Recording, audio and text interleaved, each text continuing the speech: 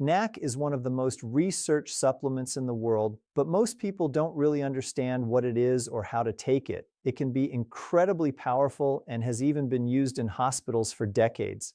So the question is not whether NAC works. The real question is, how do you supplement it for the greatest long-term benefits? Hello, health champions. Today we're going to talk about what NAC is and what might happen if you were to take it for 30 days. So what is NAC?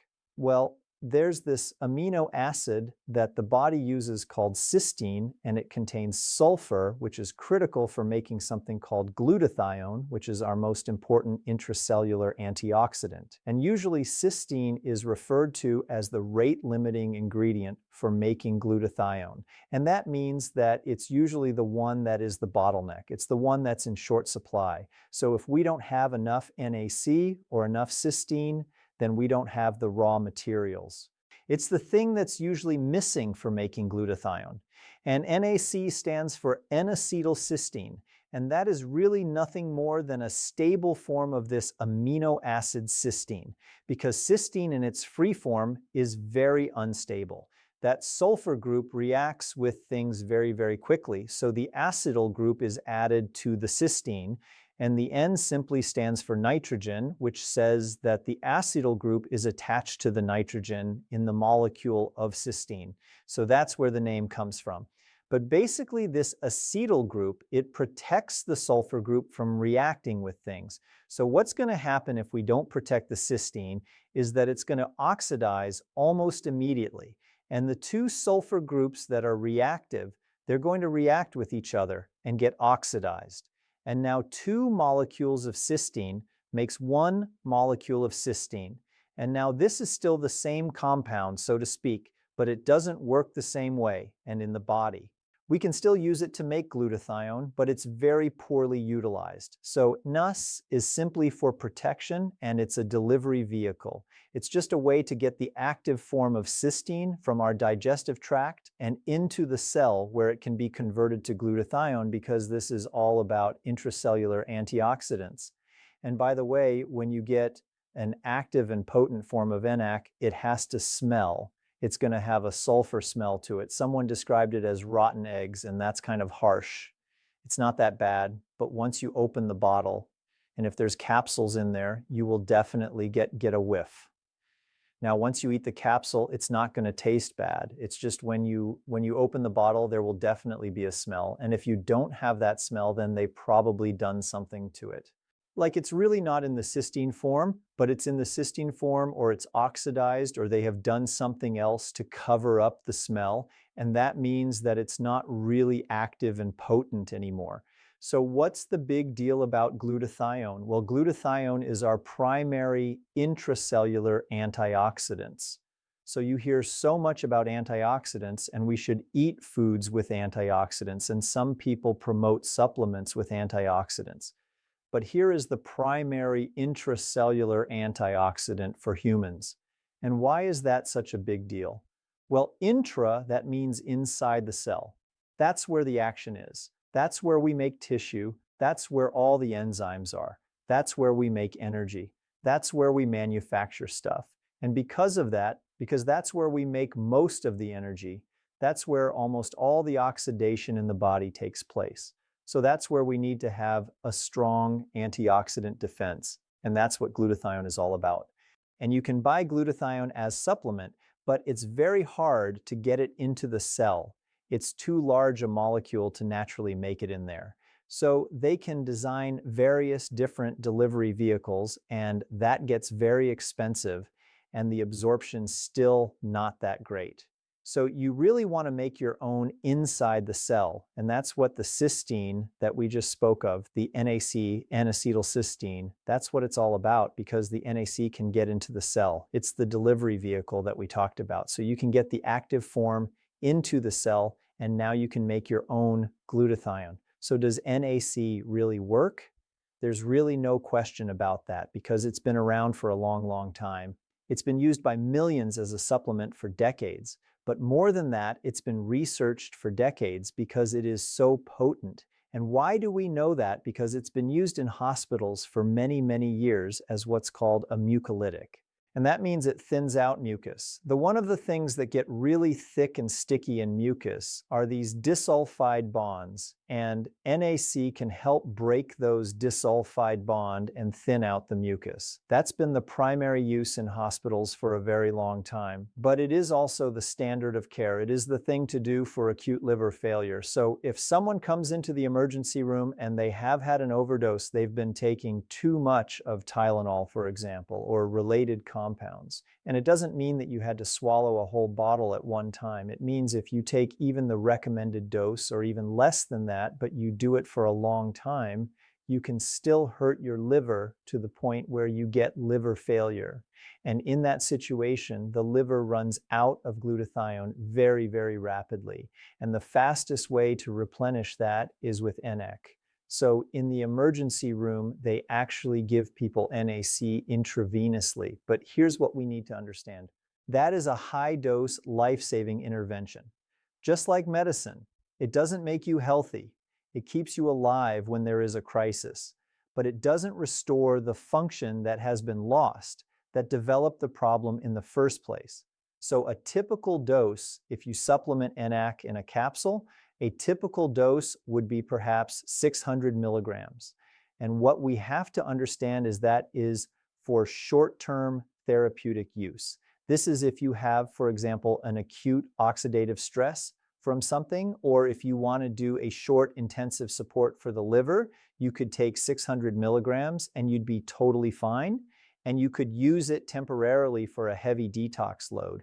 But for the long term, if you were to take that much, it's not like the most dangerous thing, but it's far from optimal because it can start shifting your redox balance. And what is that? Well, in your body, we oxidize things. You oxidize things you use oxygen for making energy, for example. But excess oxidation creates damage and stress to the body. So it's all about balance, and making energy is obviously a good thing, and so is the way the immune system uses oxidation because it uses potent oxidants to kill off pathogens, for example. So we definitely need to have it.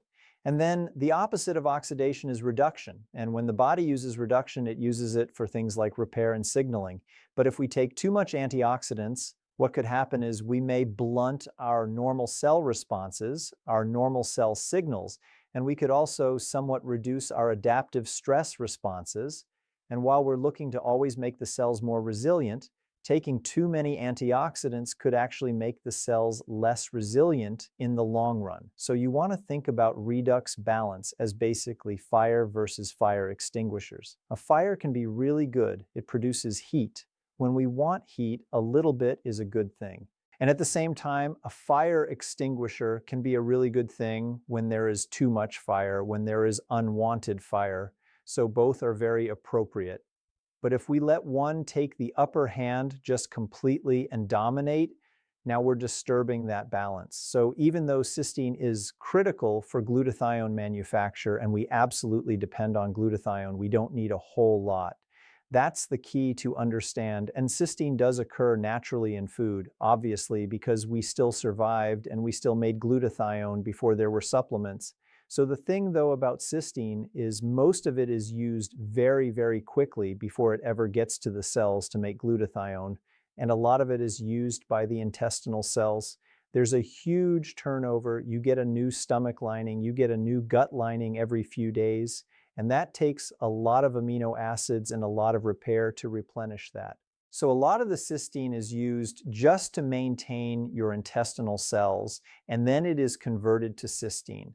Again, it's very reactive. These sulfur groups are going to hook up together in these disulfide bonds and become cysteine, and that is how it's transported in the body. And then a lot of the cysteine is going to be used for protein synthesis. So the cysteine and cysteine, they are, like we said, it's pretty much the same compound, and the body can transform it back and forth. So we're going to use a lot of the cysteine for protein synthesis, for making tissues.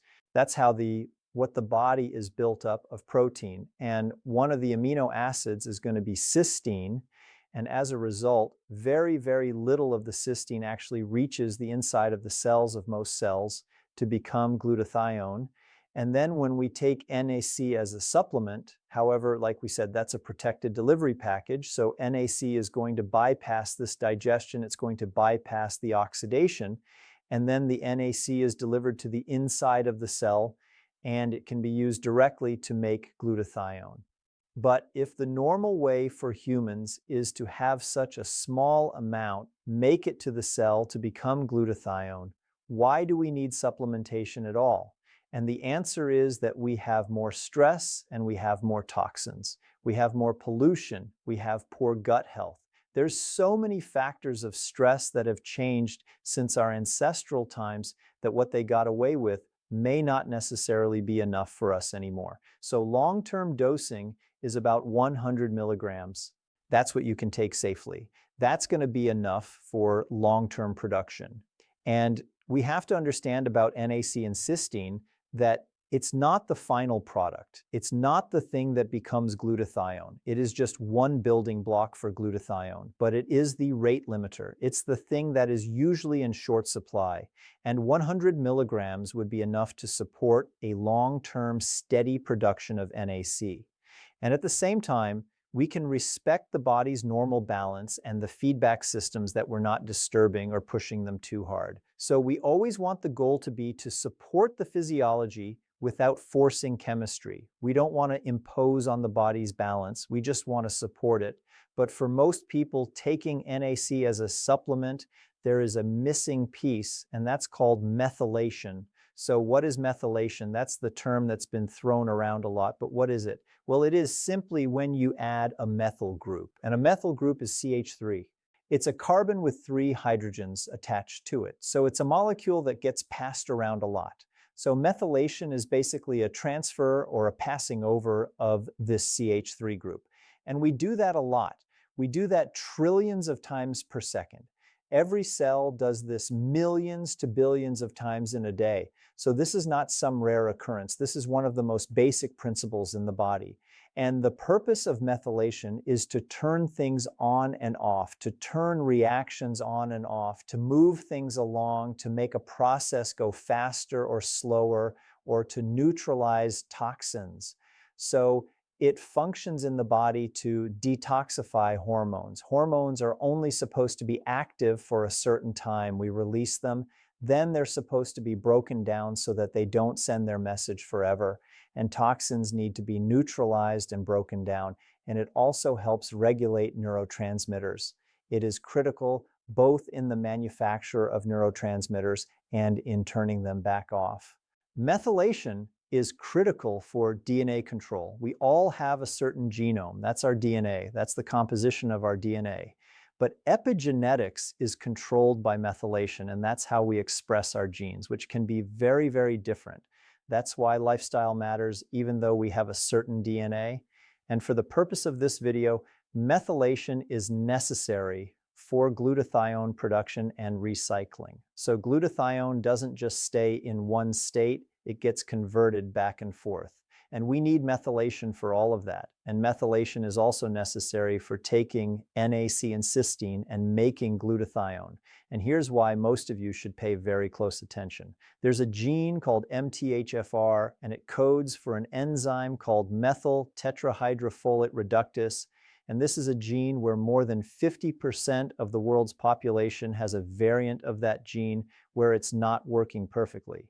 So more than half the world actually has a reduced capacity to make glutathione, and they have a reduced capacity to recycle homocysteine, it's an intermediate metabolite that the liver, it breaks down certain things and it makes homocysteine, which shouldn't be a problem because it should get recycled back into glutathione. But if you have this gene variant, your body doesn't do that very well. And now that homocysteine builds up, and that's inflammatory in itself, and if you have this gene, you also have a reduced capacity to methylate, to transfer these methyl groups and perform all these tasks that we talked about. So in the end, what all this means is you're more prone to inflammation, and high homocysteine is an independent risk factor for heart disease. So there's a lot of supplements on the market that will address the MTHFR gene and the homocysteine, and that would help with methylation. But curiously, there is only one that I designed called EU-methyl B. It's the only one that has NAC in it in addition to some of the other active factors, and it's also the only one that supports all the pathways involved that we've talked about. Plus, it helps a bit with digestion because it also had some hydrochloric acid to support your stomach acid. So I'll put a link down below if you want to check that out. And to help you start out the new year right, there is a massive discount on it right now, but it's only for the next 5 days to the end of the year. So what would happen if you take NAC for 30 days? Well, you would increase your capacity to detoxify. You will support your liver and the phase 2 part of liver detox. And when detox is working better, then there is less of a buildup of reactive and inflammatory and oxidating intermediates, and there will be less spillover into peripheral tissues. So with that, a lot of people are reporting that they have improved digestion and improved food tolerances, as well as calmer skin and fewer supplement reactions as well. Some people who are extremely sensitive to supplements can end up tolerating them better. However, there's an exception, and that's if you have a methylation sensitivity. There's a small group of people that, even though methylation is critical for your body to function, they can still be extremely sensitive to adding even a little bit from the outside. So if you have a reaction, then you know that that's probably what's going on. The second big factor would be that you reduce oxidative stress systemically, because that's the main thing that glutathione does as an antioxidant, is it reduces oxidative stress, it gobbles up free radicals and so forth.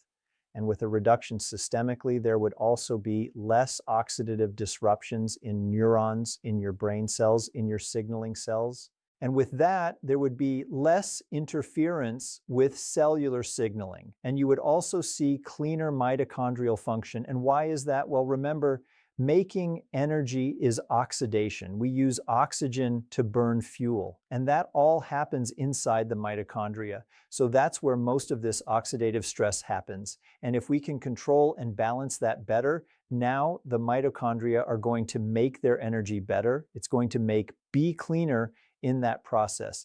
And a lot of people are going to see improved tolerance to stress. They'll have fewer crashes. And you will also probably notice improved recovery from both stress and also exercise.